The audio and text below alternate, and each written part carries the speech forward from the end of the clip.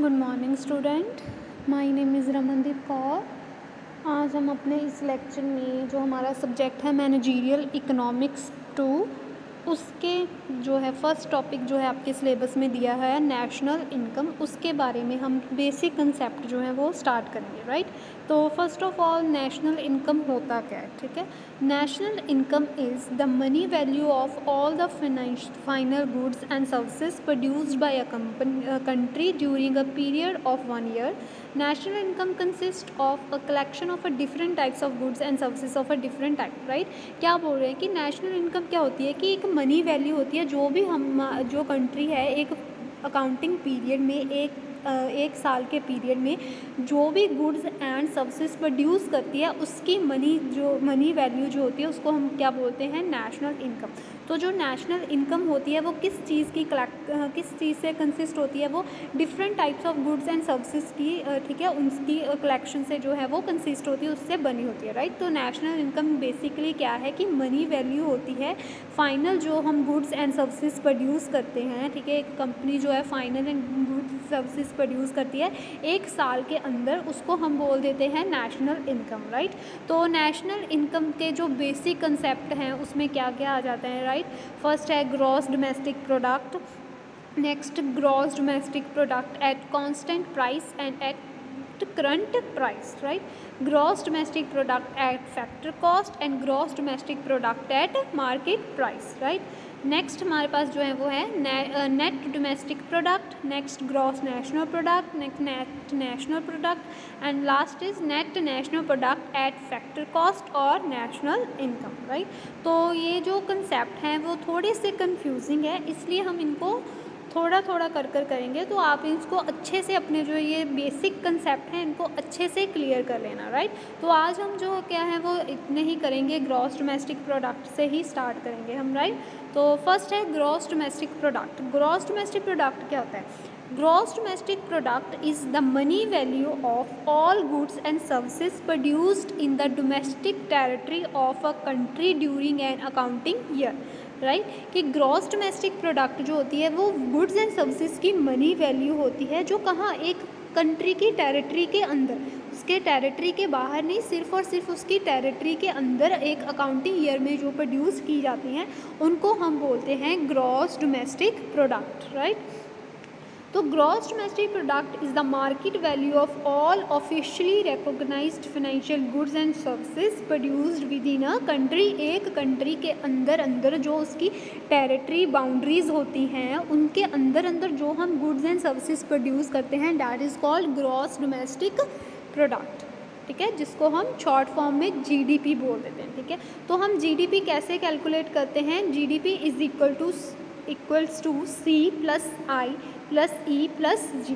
सी का यहाँ मतलब क्या है कि कंज्यूमर स्पेंडिंग, आई का मतलब है इन्वेस्टमेंट मेड बाय इंडस्ट्री, जो भी इन्वेस्टमेंट इंडस्ट्री मेड करती है, लगाती है अपना पैसा, उसको प्लस करेंगे, प्लस ई का मतलब क्या है?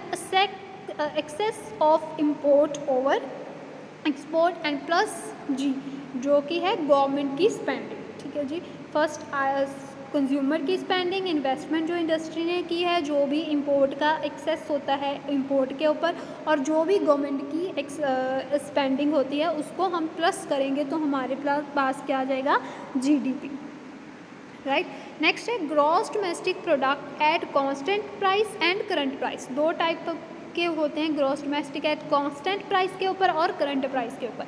तो जीडीपी जो है हम दोनों के ऊपर जो है एस्टिमेट कर सकते हैं, करंट प्राइस के ऊपर भी और करंट प्राइस कांस्टेंट प्राइस के ऊपर भी। ठीक है, और अगर जो डोमेस्टिक प्रोडक्ट है वो एस्टिमेट किस बेसिस के ऊपर किया है? प्रिवेलिंग प्राइस, जो कि मार्केट में अब जो प्रेजेंट सिचुएशन है उस पर जो मार्केट प्राइस चल रहा है उसको हम बोल देंगे gross domestic product at current price. Right, next जो है वो है अगर जो जीडीपी है ग्रॉस डोमेस्टिक प्रोडक्ट है, अगर हम उसको किसी जो पहले फिक्स्ड प्राइस हुआ था, जो पहले एक बेस ईयर में जो प्रीवियस ईयर है उसमें वो प्राइस चल रहा था, उसके बेसिस पर अगर हम जीडीपी मेजर करते हैं तो उसको हम बोल देते हैं जीडीपी एट कांस्टेंट प्राइस और रियल ग्रॉस डोमेस्टिक प्रोडक्ट बोल देते हैं, जो कि पिछले सालों से जो चलता आ रहा है एक कांस्टेंट एक फिक्स्ड प्राइस, उसको हम बोलेंगे constant GDP at constant price. और अगर जो अब प्रेजेंट सिचुएशन में जो करंट करंट प्राइस चल रहा है अगर उस पर हम जीडीपी मेजर करेंगे तो हम बोलेंगे ग्रॉस डोमेस्टिक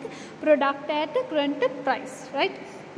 नेक्स्ट जो है वो है हमारे पास GDP at factor cost and GDP at market cost. तो contribution of each producing unit to the current flow of goods and services is known as the net value added, ठीक है, कि क्या जो हमारा कंट्रीब्यूशन है हर एक यूनिट को प्रोड्यूस करने के लिए जो करंट फ्लो में गुड्स एंड सर्विसेज का, उसको हम नेट वैल्यू एडेड बोल देंगे।